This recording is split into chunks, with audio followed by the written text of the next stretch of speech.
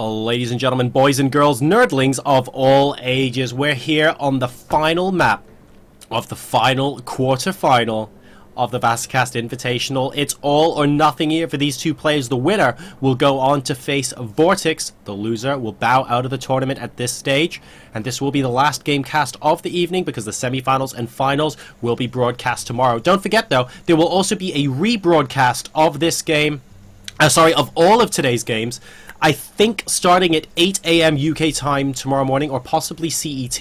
I'll get that confirmed for you guys after the stream has ended. But for now, though, we're in the game, so let's get stuck in and check out this epic conclusion to the quarterfinals. We have, ladies and gentlemen, on Ohana, spawning in the bottom right position. One half of the Spanish Armada, his brother, is waiting in the semifinals. Is it going to be him that progresses? And us having the infamous Moreno team kill. We'll find out, guys. It is Corante's LucifroN. He's facing off against the newest superstar signing from Team Liquid in the top left. Playing supremely in that last game to deny his opponent any sort of map presence on Cloud Kingdom. He needs to do the same thing twice in a row, though, if he wants to overcome the deficit and successfully challenge in the semis. Ladies and gentlemen, I give you LiquidSnute.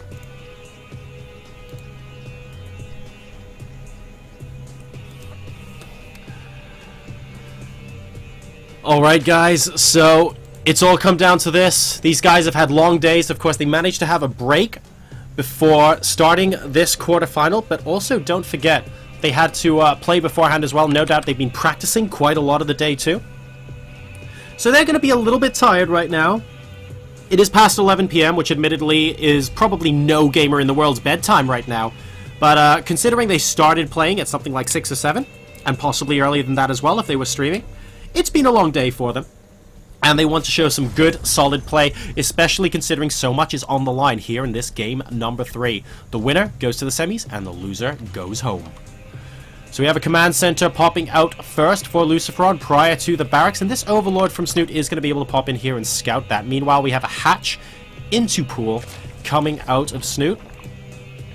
So, once again, both players happy to macro up and go into the mid-game. We should be seeing LucifroN changing it up slightly this game, actually. Going for that second barracks very quickly, so not going for the gas, opting to get that factory down so he can get those reacted Hellions. And I suspect a factor in him making that decision has to have been how unbelievably easily the Hellions got shut down later on in the game. He sent 6 to 8 Hellions at a time constantly for a period of the last game, if you guys remember, against Snute. Yes, they did some damage towards the end, but how many Hellions were lost before they started doing damage? And after they did the damage, how many drones did Snute have left? He always had 70 plus left, and it was absolutely relentless. LucifroN was basically throwing Hellions at Snute to try and buy time, but it wasn't that cost efficient. So this time, we actually see a 2 racks opening coming out of LucifroN, which is very interesting indeed. And this Overlord needs to be very careful indeed, because Marines could potentially ruin his day. He is going to successfully move out, though. LucifroN knows he won't actually kill that Overlord, so he instead is going to be moving that Marine out early just to get a bit of scouting done. There's an SCV at the natural to confirm that it is indeed there.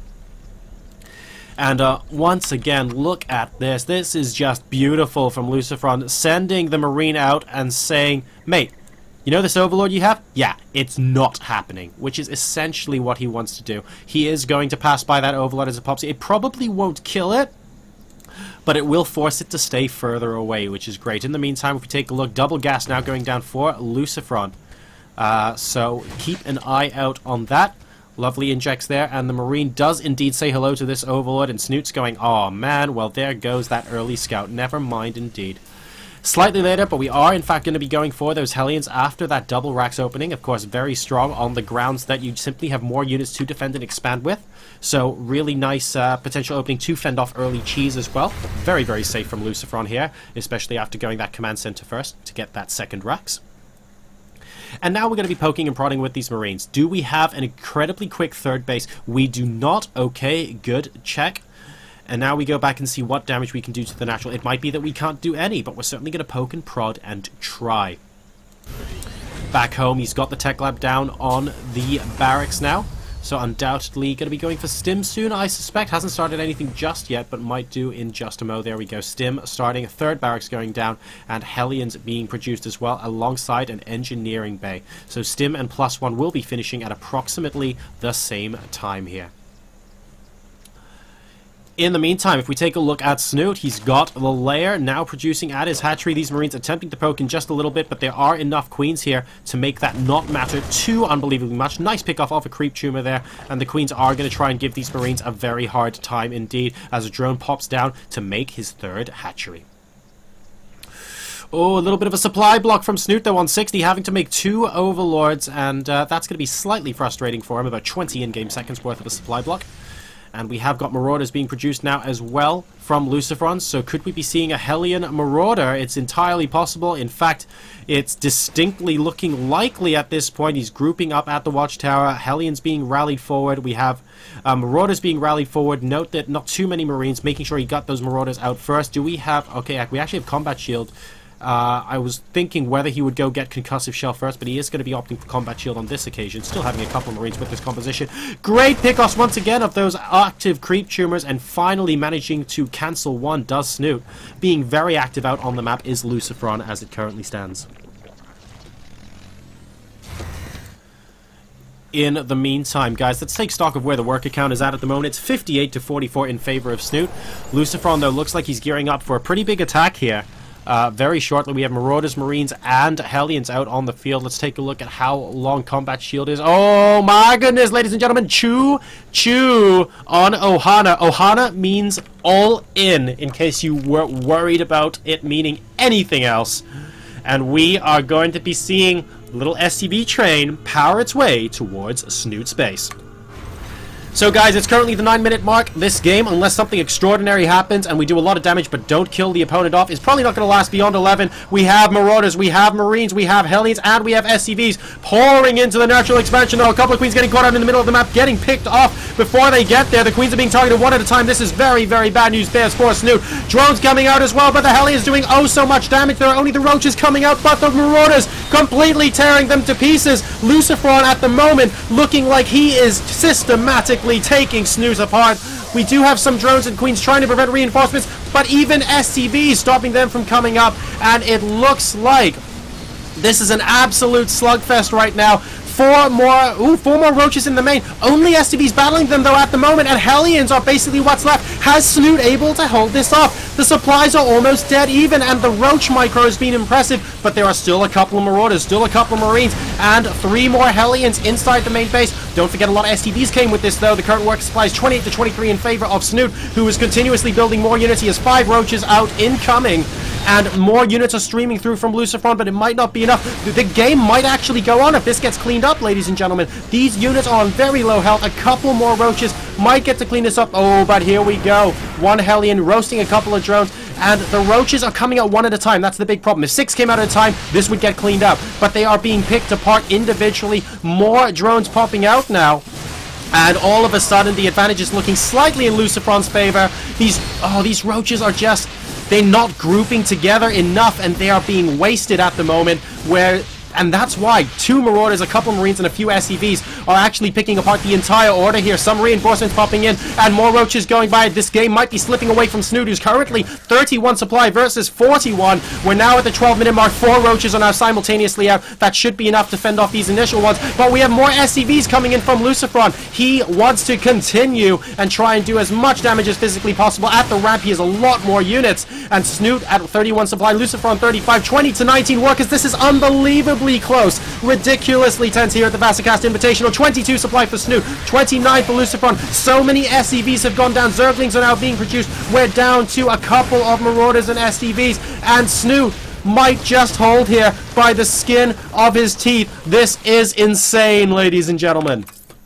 Worker supply 14 to 10 don't forget, we have mules to help out there. So economically, I think the income is slightly in LucifroN's favor right now. If we take a quick look, it is indeed. No gas effectively being mined by either side, though, and that all-in has just turned into an absolute slugfest. 23 supply all you just saw. What an incredible game number 3. What an amazing final game we have to end out this evening, and it is anybody's game from here. 2 Marauders and 2 Marines being produced at a time from LucifroN in case he's able to go with a follow-up push, but he needs SCVs right now. He needs mining.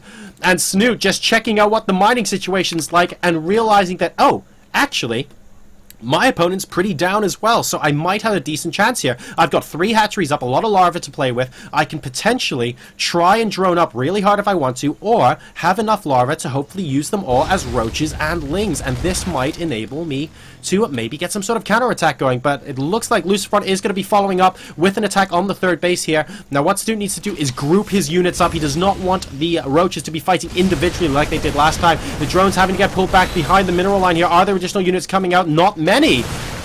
And he might be a little bit on the back foot here. The drone's coming, but excellent positioning of this bio unit.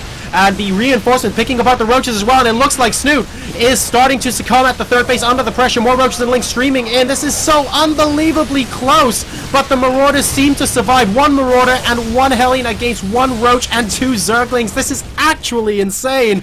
And once again, it gets held off. But this time, the supply gap is a little bit larger. We have 41 for LucifroN versus the 30 for Snute. Now up to 26 worker supply versus 19. This is unbelievable.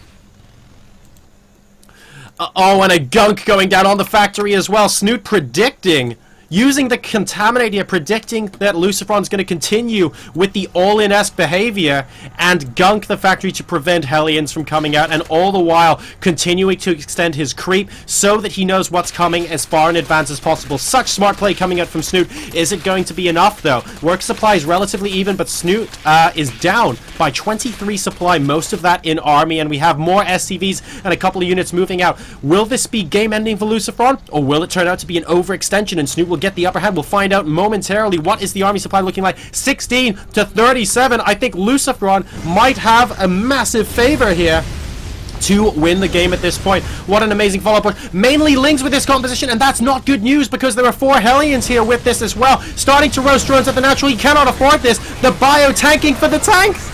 The Hellions doing so much damage behind while the Marines at the Marauders tank. And Snute is down to 33 supply. LucifroN up to 72. I think this might be game-ending, ladies and gentlemen. What an incredibly tense series we've had. And LucifroN now on the verge of knocking Snute out of the tournament. And we are, once again, at about the umpteenth tournament, going to be seeing a LucifroN versus Vortex team kill before the final.